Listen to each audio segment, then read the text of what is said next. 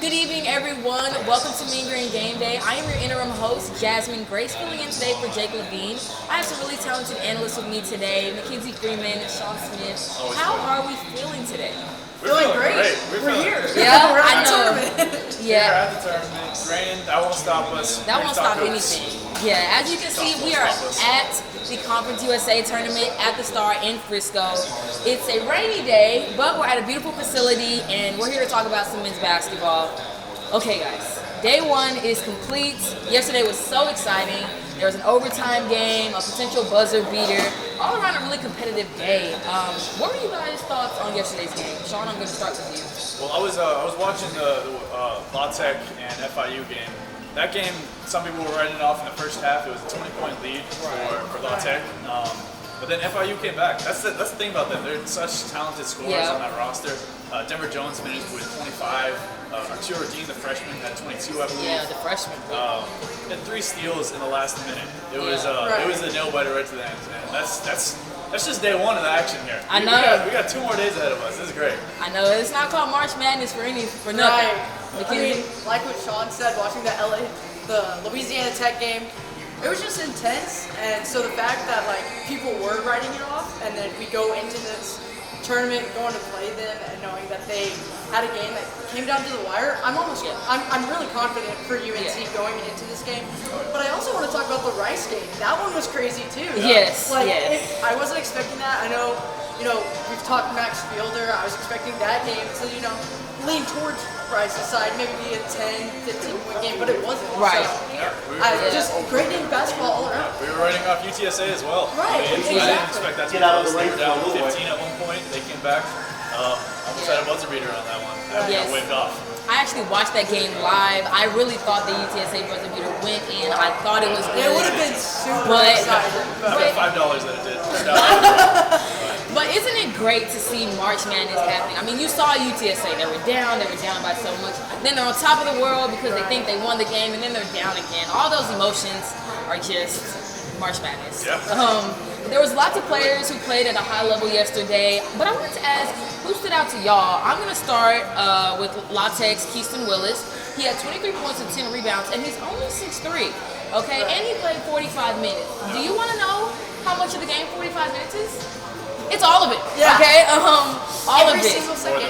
Yeah, so he played regulation, overtime. I found that extremely impressive. Yeah. I want to give my hats off to him. Mackenzie, who stood out to you in that game? I'm also going to go with a Louisiana Tech player, but I'm going to go with Mangum. He had a double-double alongside Willis, and, that's just giving them confidence going into the rest of the tournament. Overall, good performance by him, and playing in overtime and having such a good game.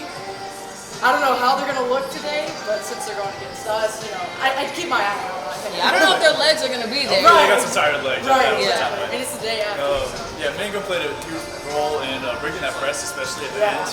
He was contributing all over. Right. I'm going with Isaiah Crawford of La Tech. I've talked about him on the show before. He's such a killer. He has no emotion on the court. Yeah. He's just there making the next play, and he's ready for anything. He's a point forward. They were giving it to him in clutch moments. Keaston Willis had a great game. Yeah. Mangum had a great game. But I think Crawford's the guy. And I think he's the one we're going to have to watch out for today most of all. Yeah, for sure. Those guys. Yeah, those guys did a fantastic job last night. Now I'm going to switch to kind of the other side of things. What team or player disappointed you yesterday in the games that were played? Sean, I'm going to start with you. I was expecting more from Rice. I'll be honest. They did get the win. But it was on a waved off buzzer beater. I've been high on Rice all season. Yeah. I've talked about them. Yeah. And they had a shaky finish, but either didn't have the best game. They were kind of off from 3. They would go up and then give up 10-point run. Right. Against UTSA, which is they don't have bad players, but they haven't been the best team this season. And seeing them play UAB today, you want to see them have a little more energy. Yeah, for sure. Mackenzie. I'm going to have to go with Sean here. I mean, Rice, they're one of those teams where they're scary and you don't want to face them in a tournament like this, but then to see them only win by 1 in a game Right. that I'm expecting them, to win by a 10-point margin. Yeah. Is just kind of sad for them, especially going against UAB, who's a very talented and very strong team too. Right. Yeah. Yeah, I'm gonna go with La Tech. I know I said Keaston Willis was my player of the day, and you guys had a La Tech player, but you're by 20. You're by 20 in a game. You're a lower seed, and it was just disappointing to me to see them call back, to see the constant turnovers. That was just so hurtful for them, especially in the second half and going into overtime. That press was just really giving them a lot of trouble. So I had to say that was pretty disappointing to me. Give Arturo Dean credit. He's got answer days. He's conference steal leader for a reason. Yeah, I really, just thought that they would come out there and really, if you're up by 20, you need to try to go win by 30. You know what I mean? But especially being in a conference tournament, you can't let a team get that momentum. Right. If I'm coming back from 20, I know, in their case it wasn't true, but if I'm coming back from a trail from 20, my momentum's taking me to winning that game. Right. I feel like it was one of those situations where they just ran out of time, but definitely could have climbed back into the game. Right, and I mean, in that type of situation, when you're up by 20, you want to really increase that margin, so Keaston Willis doesn't have to play the entire game, or so those guys don't have to do that. But switching gears, let's talk about our Mean Green. We were able to secure the second seed, get a first round bye.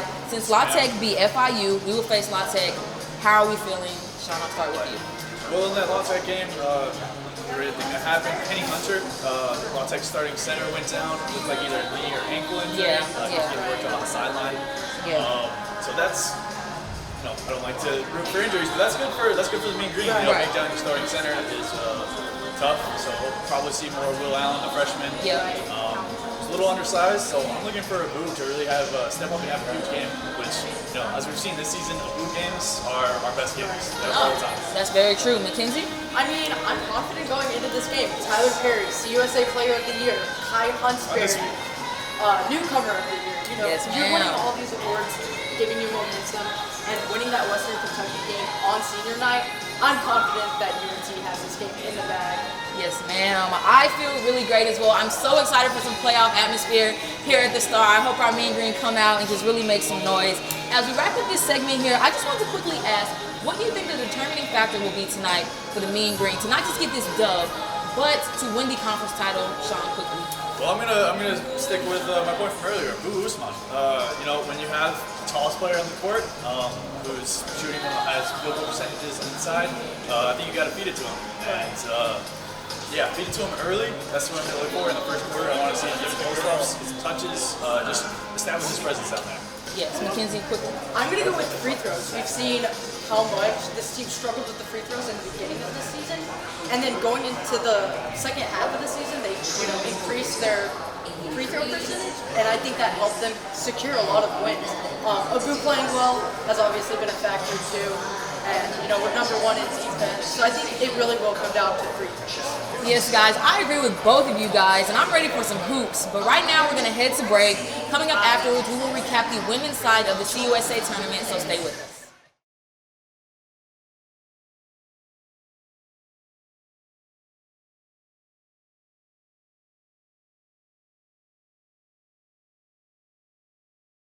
Welcome back to Mean Green Gameday. Thank you for being with us. We just wrapped up the men's side of the tournament. Now it's time to touch on the women's side. Day 1 and 2 have officially wrapped up for the women.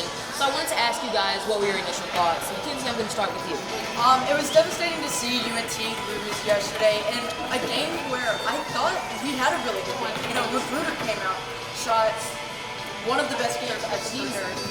Noble obviously came out and performed. We saw Lampkin perform as well. It was just one of those games that came down to the wire and we just weren't able to score. Yeah, for sure. Sean, what were your thoughts? Yeah, it was tough. We've been saying so long that, a little rain out here. It is. We are actively battling that. Go ahead, Sean. Go ahead. It's tough to see, when Quincy has a great game. We've seen some other performers not have great games. But now everybody's having a good game. We're all playing together. And just, a couple free throws at the end, not going our way. It's tough to lose out on like that.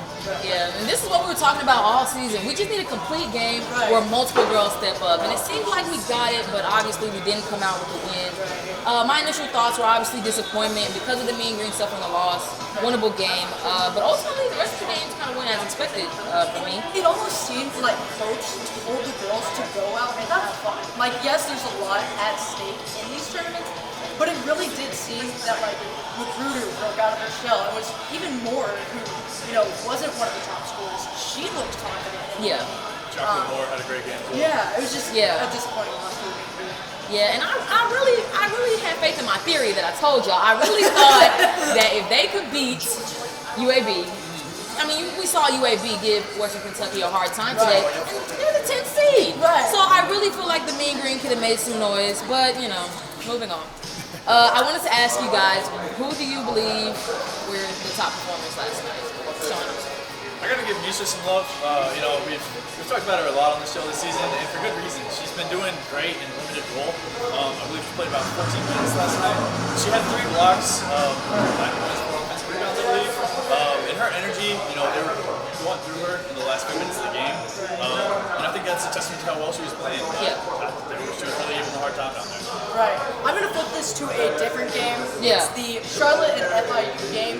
I'm going to go with Dazia Lawrence. She had 27 points, 8 steals, and 5 rebounds, and was 13 of 15 from free throw. Yeah. So, I mean, First team for a reason. Yeah, exactly. That's impressive. Even in a regular season game, let alone a tournament where people are trying to play their best, and you still put up 27 points against them. Yeah. So, I'm going to give it to her for the first 2 weeks. Okay, I'm going to give it to Alex Whittington from Middle Tennessee. Obviously, Middle Tennessee came out with a big win, and Savannah Willard was their leading scorer there. Probably most would say their top player, but every Batman needs a Robin, and that's exactly what role Alexis played. I mean, she only averages 5 points a game, but she went up there and scored 17 points, was 4 for 5 from 3, 6 for 7 from the field, and she also had 3 steals. So I was just very impressed by her game. She helped her team. She stepped up in this big moment, and she ultimately just played great and helped Middle Tennessee build some momentum. Right. Again, switching things though, I wanted to ask Mackenzie first. Who disappointed you? What player, team? Go ahead, just Again, let it all out. I'm actually going with FIU. Okay. Kalia Henderson on their team scored 31 points, and they still lost. Yeah. If you have a girl scoring in the third, it looked like a Maverick situation with Luka carrying the team, scoring 36 points, and still coming out with a loss. Yeah. If you have a girl scoring 30 points, that should be a win. Yeah, I so agree. for them to get beat in a game where they had a player perform so well, it's just disappointing. For sure. That's gotta be tough for the school to have both teams go out on the same day as well. Right. I'm gonna have to go there. It was it's tough not seeing Quincy Noble playing at the last few minutes of crunch time at that game. It was tough pill to swallow. Yeah. Especially going into the new conference. I thought we would win one. Yeah. I wanted to ask you, did y'all have any thoughts of maybe why she did not play? I really think Coach Mitchell was giving other girls opportunities, especially, it is Noble's last game with the Mean Green, but there's certain girls like Lambert who I think needed that experience, especially since we're going into a better conference, in my opinion. But she wasn't in foul trouble. She was having a good game, so I don't understand. I mean, I can try to nitpick at why the coaching decision would be made, but I truly think it was just speculation. It's something that you don't want to criticize because you're not the one in this situation. Right. I think that they're seeing. There were a lot of players that were hot last night. So, they were feeding the ball through Lampkin in the last few minutes of clutch time there because she was having a great game. Typically you want to see your best player with the ball in their hands in those situations, but I can understand feeding the hot hand, and there were a lot of hot hands that night. Yeah, I mean, going through Lampkin the last couple minutes, I probably would have made the same decision. She was having a good game. Yeah. Plus, the whole team was shooting 42% from 6-14 on the night, so there were a lot of good options out there. Yeah, I also don't want to be too critical, but yes, the Mean Green loss was extremely disappointing. Very winnable game, higher seed, despite how they played, very, very winnable game. So that's my thoughts. Obviously the girls are done for the season, but the semifinals for the women still kick off tomorrow. I wanted to ask you guys, what 2 teams do you think will meet at the mountaintop? For sure, Middle Tennessee. Yes, Yeah, that's I no mean, fair. Okay, but you gotta have another pick I really do think Western Kentucky might be a team that we could see an upset happen. for them to upset someone else. No. Or Then to be upset. okay. I like the way UAB looked up against them. Right. And yes, they did advance to the next round, but some of these other schools may have a chance. So, Yeah. I think it'd be interesting. I mean, obviously, they're the number 2 seed right now. So most likely it'll be Middle Tennessee, Western Kentucky, but I don't know. I can smell an upset with Western Kentucky. Okay. Sean. I guess they are on the same side of the bracket, but I'll stick with my pick of Louisiana Tech. Tiana Walker, she's a scorer, and in a certain situation like this where it's real AAU tournament vibes, all it takes is one hot hand, and that can get you the victories you need. It's 3 days, so one hot hand can stay hot for extended periods of time. That's very true. I'm gonna also say Middle Tennessee, and I'm also gonna say I think Rice could pull off an upset. They would play Western Kentucky. They beat UTSA, so I think they could pull off an upset. So yeah, my picks are Middle Tennessee and Rice. I just wanted to add a question. Have the UNT girls shocked you at all? Good way, bad way, just reflecting on kind of like the whole season now that everything's kind of So I will say the start of their season was rough, and it looked like they were going to be close to the bottom of the conference. But having that 7, 8 spot, I don't think it was disappointing. I think coming into the tournament, losing that game was disappointing. But I think they did a good job of not, basically throwing away the season after the first season. So. Right. I agree. Sean, did anything Yeah, shock I you? would say I'm excited for post-Quincy Noble era. We've seen a lot of big moments from some of our freshmen and sophomores. Hardaway had some great games. Looks like Misha Lampkin's going to be a senior next year. So hopefully it'll be her team going forward. But yeah, I think we showed some flashes, and it really gives us an opportunity. Losing your leading scorer, a lot of the other girls are going to have to step up. We've seen that in bits and pieces throughout the year, so it'll be exciting to see where this team goes. Yeah, going to a new conference, everyone's going to have to step up next year. Do you think maybe the Mean Green will potentially look into the transfer portal for another scorer, or do you think we're going to rely on the girls that we already have in the locker room to kind of just step up? I think getting into a bigger, better conference, we're going to have to. Yes, we have Lampkin, who's shown development this entire year, but I don't think she's going to be enough. I think we are going to need that second scorer around her, especially in that guard position. Yeah. She's got the interior presence. We're going to need someone to be, the Quincy Noble 2 level. Yeah. So I do think we'll have to look at that. Yeah, absolutely. That's just the college basketball landscape now. It's not just recruiting; it's filling up roster roles, roster spots wherever they become available. Whether that's the JUCO route that we've seen, Castle Phyllis team through, or Jordan Jenkins, newcomer of the year, player of the year. Right. She was from USC, so if we could land a prospect like that, that'd be huge. Yeah, I definitely think we have the opportunity to. They need a scorer, like we've talked about before, especially when it comes to conference time. It's hard for a big to be your best player. You can play through her, but it's hard. Especially in an era where you're getting into positionless basketball. You can't just have a post player to sit there. Exactly. Yeah, I agree. It's been a tough battle this season for the Mean Green, but I'm just very proud of how they handled the adversity, how they dealt with everything, and just how they, come back from the things. Unfortunately, they had the tough loss. Just to wrap things up, I'm going to lastly ask, next season, brand new team, new conference, all that. Any early predictions? You think I'll just say it like this. Do you think they're going to be in the top half or the bottom half of the conference? Can middle be? Yeah, why not? Why not? I mean, I don't know. It depends on the decisions that are made in the offseason. But right now, I feel like we're in one of those situations where we can win some games. And so I do think we'll be at the middle. Because there are some programs in that conference that are worse than UNT. So I'm saying that middle. Yeah, the middle ground. Okay. Middle ground. There's 16 teams in the American Conference. It's tough to beat the 16th team. Right. Exactly. I like that. You would have to lose every single game. I like that. That's just not realistic. I like that. I think we'll have more freedom. We'll see how this offseason goes. This can go in any direction. But I have faith. I have faith in Jalen Mitchell. I think she knows the game of basketball, and I have faith in her to build a winning team.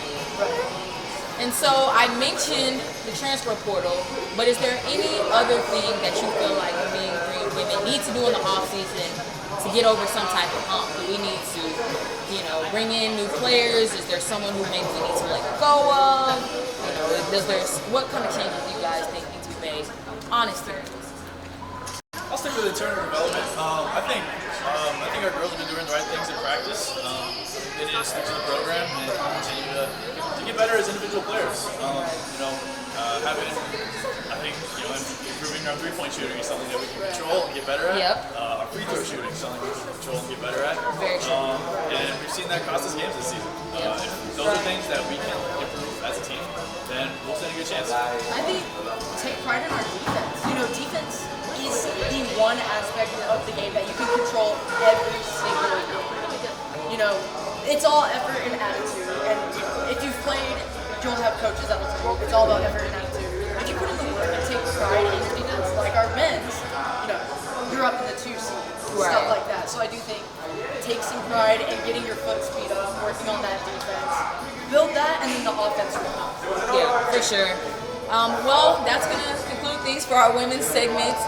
Coming up, we'll be talking about CUSA Awards, our reactions, if we think anyone got snubbed, and more. So stay with us.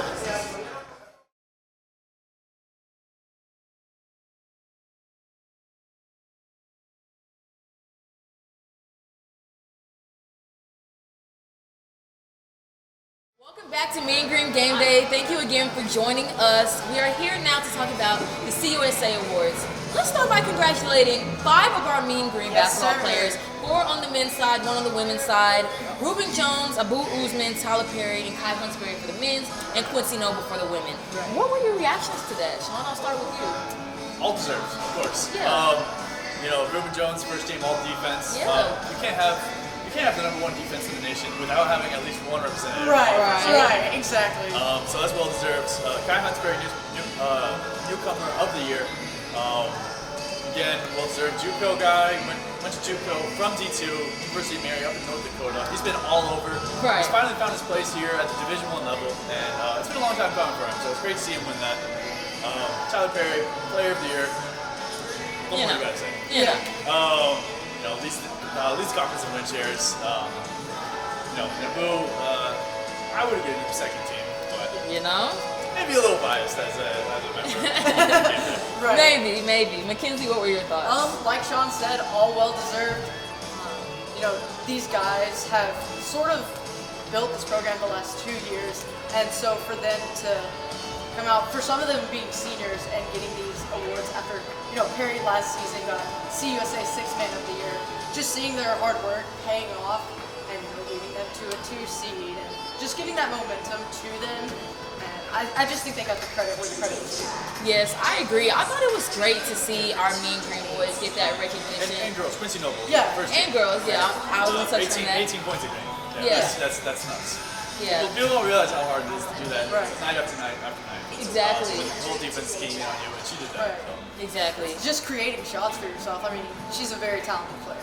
Yes, wishing the best to Quincy Noble, like I said, and like you guys said, she had a great season, her senior season here at North Texas. I also just wanted to say, man, seeing Tyler Perry win Player of the Year, I don't know who else it could have gone to, but it just felt so well deserved. I was nervous they were going to give it to Jelly for a minute. Yeah, that's kind of like the only competition, but I was so happy for them, so deserving. But let's move on to our general reactions about all of the awards. For me, I thought most of the awards made sense and were deserving. Not talking snubs yet, some of them were a flip of a coin, but most of it made sense. I'll tell you what did stand out to me though. All players for the first all-conference team were guards. Yeah. All of them. Yep. The tallest player was 6'4". We were sitting here last week trying to balance the, the team to have a... Jake had like a huge team. We're like the little guys, Jake had 3 centers. Exactly. So... Credit to the little guys. Yeah, and then, so we saw the first team all guards, and then the third team was all centers and they were all. Yeah, so CUSA was like, look, we're just going to give it to the best players. We're moving towards positionless basketball. I mean, anyway, It's a guard-driven league. Right. Not only that, Very but true. you know, you have Walker, you have Perry. I mean, the CUSA in guards particular were just stacked this season. You know, That's very when true. we were doing our previews for games this season, a majority of the time, it was unanimously we're picking a guard that we're going to look out To watch out. Right, exactly. So, again, the first team being all guards, I think is well deserved. Yeah. Sean, do you have any initial thoughts on just all the awards, the honor awards? Without getting into snubs yet? Yeah, without getting into Okay. subject, just like okay, this was deserved. Yeah, I think having two FAU players on first team makes sense because of the season that they've had. Right. I think, on the women's side, Jordan Jenkins winning Newcomer of the Year and Player of the Year. I mean, Yeah. how cool is that to come Yeah. into a conference and really take it over? 22.6 points per game. Yeah. It's I think the voters did almost perfect job. Yeah. Yeah, I think they did a good job too. And one thing I did want to mention is that Kyle Huntsberry won Newcomer of the Year at the last school he was at. Yeah. So this guy just, wherever he goes, he fits into the play style, he fits into the system, and he'll do whatever it takes to win. Yeah, I mean, the UNT guys are such a tight-knit group, so to see so many of them get an award, just, you know, Coach Mack doing a great job, and the Right. guys just motivating each other to be the best players, it's something I personally like to see as a Mean Love Green it. Yeah, fan. love it. And not the first Newcomer of the Year that UNT has had. Jalen Right. Hamlet also won Right. Newcomer of the Year and Player of the Year 2 years ago now. Yeah. Yeah, so for sure, obviously. Now with award season, as we know, there are always snubs. There's always a guy who we feel like could have went further or done more. Who do y'all feel like got snubbed? Sean, I'm gonna start with you. Max Fiedler at Rice. Center, only center on the second team. He should have been on first team. He's the conference leading assist leader in field goal percentage. He carries an entire offense. He is an entire offense unto himself. You know, I get having two, FAU guys. They had a great season. We got to reward that. But no, I think you shouldn't have a snub without saying who they should be in over. Right. You put him in over John L. Davis, who was 6 man a year. I don't think you should have your 6 man. I know Conference USA has a history of putting their 6 man on the first team, but I would put Max Fiedler in over John L. Davis. For sure. Mackenzie, any snubs? I think, the 6 main awards were given out to the right candidates. I'm actually going to go with a boo here. Him being on third team instead of second team. And honestly, I know it's hard to put him on first team because some of his first games, there was a lack of development there. But him not going second team after the last stretch of games he had, to me, was very much snubbed. Yeah. I also thought the same. I thought Eli Lawrence could have been replaced with Yeah. Abu. That would have been my replacement choice. They averaged about the same. Eli averaged 1 more point. Abu averaged 2 more rebounds. And the way I looked at it is each team, if you're having a pickup game, you're on the first team, you're the second team you're the third team. And if I had Eli Lawrence and Abu, last picking 2 Abu. players to pick out of a pickup game, you know who I'm going with. So I thought that's how I kind of looked at things, and that's kind of how I figured things would go, but obviously they didn't pick up. And another snub, Kai Huntsberry, Newcomer of the Year. Yeah. Didn't even get honorable mention. Yeah. Averaging 12 points a game, 4 assists a game. The second leading scorer on this, number 2 overall team. Yeah. Boggles my mind. Also, Jafit Medor from UTSA getting in as an honorable mention. I guess over Kai, who is also a newcomer. Right. That just doesn't make sense to me. But Yeah, another one that I was kind of shocked by, and I'm flipping this to the women's side just because this one didn't make sense to me at all. Middle Tennessee's coach Rick Manzo should not have been co-coach of the year. He definitely should have got that one for himself. Yeah. Number 1 For sure. team, you're ranked coming from a small conference. It should have been him all the way. UTSA is a very, middle of the pack team, and so I don't understand what the thought process was in giving him the co-coach of the year. Yeah, I don't know how I feel about anything unless it's pretty unanimous that both people are deserving. I feel like we know Mackenzie likes co-MVPs, so. Actually, I was gonna say the Jordan Jenkins thing. We're getting 2 out of the 6 awards. I thought was kind of a stretch, a reach. Yeah, well, no. I didn't think it was a reach. I mean, you look at her statistics on paper. She is player of the year. I'll give her that. But Okay. I don't think it's fair to give a player who came from USC, a better conference than what we're in right now. Okay. Newcomer of the year. You expected more. Right. I Okay. expected, someone who may have gone to a JUCO and Yeah. came Award into per a person. Huh? One award per person. Well, yeah, exactly. I'm very much. You get player of the year. Obviously, you're going to come in the year. So give that award to someone. That's Yeah, that's a good point. And I wanted to ask a question, just off the dome here. If there was a most improved player award, men or women, who do you think it would go to and why? I will start. I'm gonna say Aaron Scott. Okay, Aaron Good. Scott. That's a good pick. He improved in almost every statistical category. I think he went down like maybe 1 or 2% in free throws, but he's made the clutch runs when we needed him to. So I'm gonna say Aaron Scott. I think the stats don't even show. I know I said he improved in every statistical category, but stats don't even show all the improvement Aaron has made. He's done so much for our team, so many things that just don't show up. So quickly, Sean. He's really improved in looking for his own shot as well, being more Exactly. aggressive. Did y'all see that fadeaway? Yeah, That last game? it was against Western Kentucky. Yeah. He was shredding that zone, like from the mid-range, all over, not being afraid. So much freshman year, you kind of hesitate when he had openings, just a little unsure. But he's really worked that out of his game. So that's a great pick. And who would you choose? I keep giving love to Rice. Cameron Sheffield has come a long way. In a similar way as Aaron Scott, his freshman year we saw him as just a defensive player, but he stepped up as a shooter a lot. That was not part of his game at all. He's shooting over 40% from three. Playing, arguably the third best player on that Rice team. Yeah. So yeah, he's come a long way in his development. Right. McKenzie? And then I'm going to stick with who I've been sticking with all season. I got to go with Misha. She's a great player for us next season, and the strides that she made this season, especially after having that 30-point, 18-rebound game. Yeah. Just her being able to sub in for Johnson when she needed the chance showed improvements. Yes, for sure. Best offensive rebounder in CUSA. Right. Yes, for sure. I don't doubt any of that. Guys, it has been a great show, but that wraps things up for today for Mean Green Gameday. Thank you so much for watching. You can follow us on socials at NTTV _sports and at MG Gameday. So please follow us, stay tuned, and we will see you next week. Go Mean Green! Go Mean Green!